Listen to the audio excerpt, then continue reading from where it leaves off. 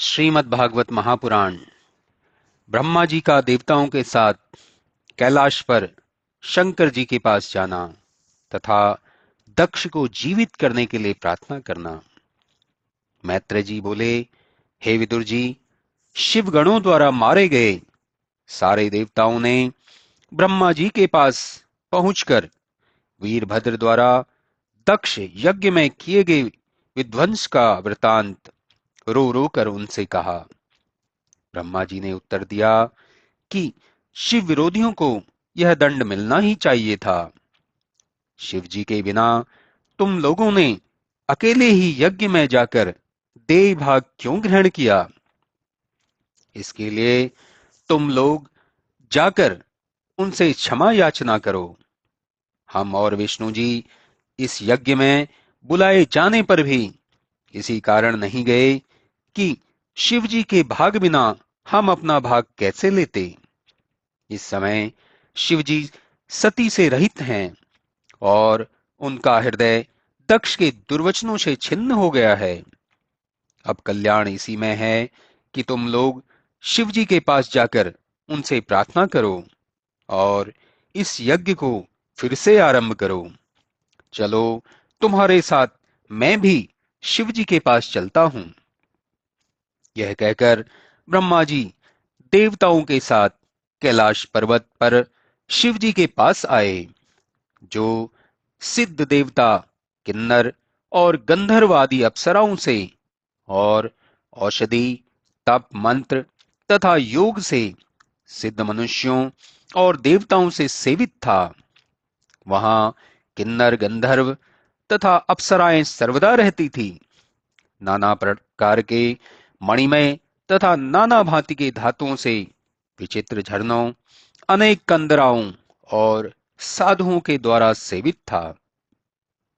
वह पतियों के साथ विहार करने वाली सिद्धों की स्त्रियों के लिए रतिप्रद था।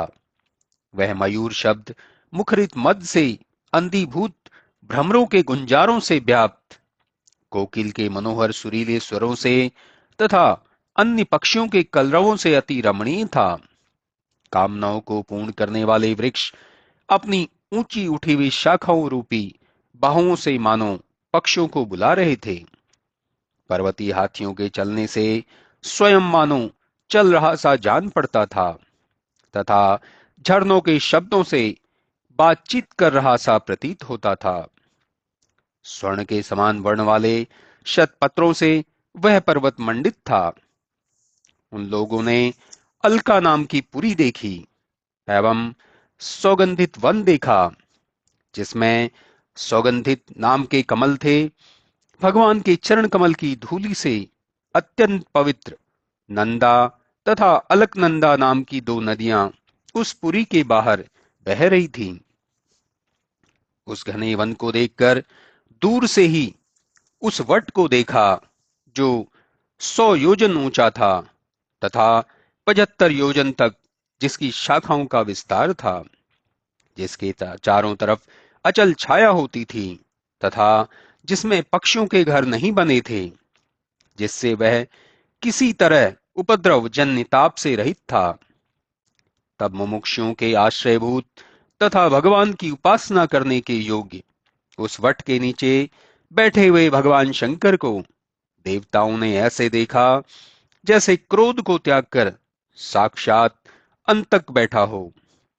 देवताओं ने इस प्रकार शंकर जी को देखकर मन में कहा कि सच है, शिव जी से बढ़कर योगी कोई नहीं है। शिव जी ने ब्रह्मा को आते देख उन्हें प्रणाम किया तथा संपूर्ण देवताओं का प्रणाम स्वीकार कर लेने के बाद शिव जी से ब्रह्मा जी ने कहा, निसंदेह एकमात्र आप ही जगत के अधिष्ठाता, भेद रहित साक्षात ब्रह्म और प्रकृति के मूल हैं। आप ही संसार की सृष्टि, रचना, पालन तथा संहार करते हैं। वेदों की रक्षा के लिए मृत्यु का कारण रूप बनकर आप ही ने दक्ष से यह यज्ञ करवाया था। आप ही स्वर्ग, मोक्ष और नरक के दाता हैं। आप प्रारब्ध को भी नष्ट कर सकते हैं अतएव आप मेरी प्रार्थना स्वीकार कर दक्ष प्रजापति के यज्ञ को पूर्ण कराइए। दक्ष ने यज्ञ में आपको भाग न देकर अपना ही अकल्याण किया है। मैं उन अज्ञानी ऋत्वजों को क्या कहूं जिन्होंने आपको साज्ञांश दिए बिना ही यज्ञ आरंभ करवा दिया।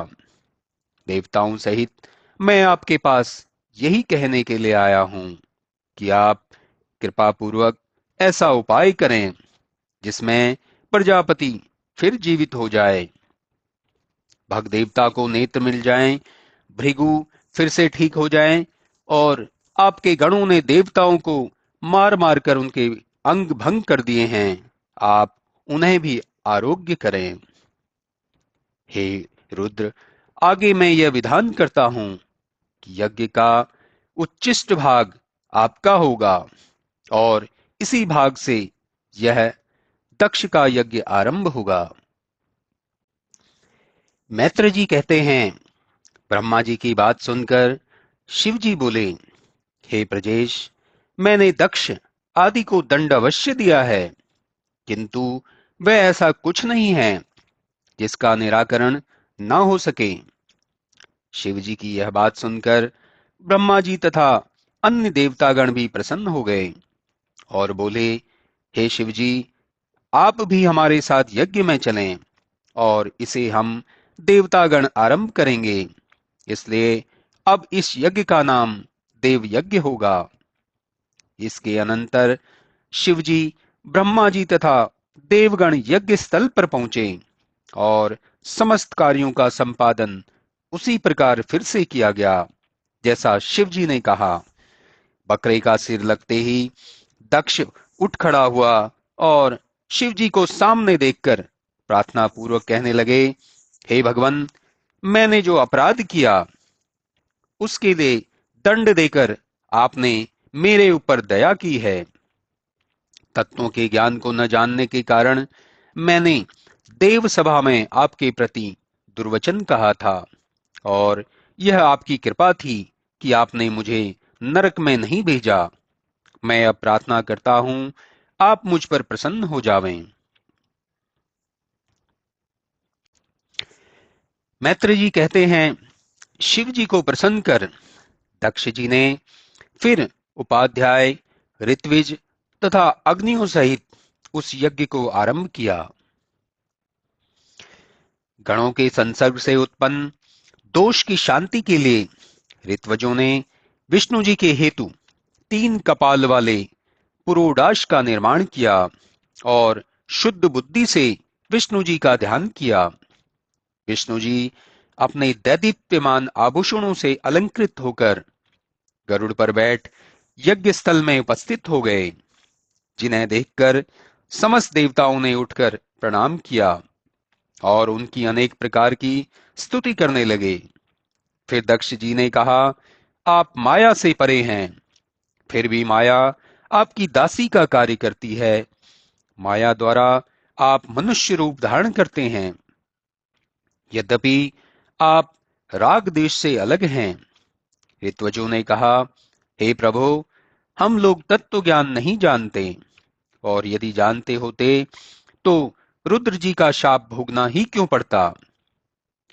वेद त्रयी द्वारा सिद्ध यज्ञ रूप में हम आपको जानते हैं।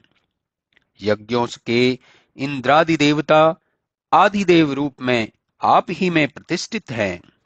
इसी प्रकार सदस्यों ने और रुद्र जी, भृगुमनि, ब्रह्मा जी, देवराज इंद्र, स्त्रियों, सिद्धों, यज्ञमानियों, लोकपालों, गंधर्वों, विद्याधरों और अग्नि आदि सबने पृथक पृथक यज्ञदेव श्री विष्णु जी की अनेक प्रकार से स्तुति की।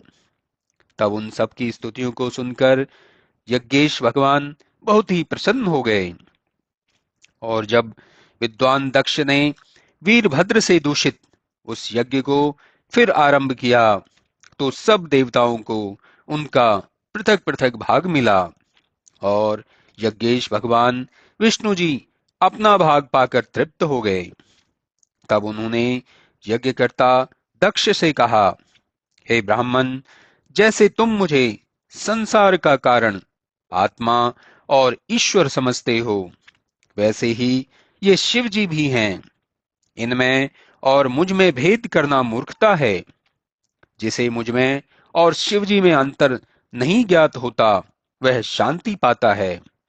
यह सुनकर दक्ष को बड़ा संतोष हुआ और उन्होंने यज्ञ के पुरोडास से दोनों देवताओं का समान रूप से सविधि पूजन किया। तत्पश्चात यज्ञ में सोम पीने वाले अन्य सभी देवताओं की भी उन्होंने पूजा की और यज्ञ समाप्त हुआ। ऋतवजों सहित प्रजापति दक्ष ने अवभृत स्नान किया, जिससे अब उनमें अधर्म का कोई लेश न रहा। अब उन्होंने सब सिद्धियों को अपने कर्म से प्राप्त कर लिया। ऐसा समझकर यज्ञ में आए हुए सब देवता प्रसन्न हो स्वर्ग को चले गए। उधर सती जी अपना शरीर छोड़कर राजा हिमवान के घर उनकी स्त्री मैना के गर्भ से उत्पन्न हुई और वहां उनका पार्वती नाम पड़ा। वहां भी उन्होंने शिव जी को ही पति भाव से स्वीकार किया।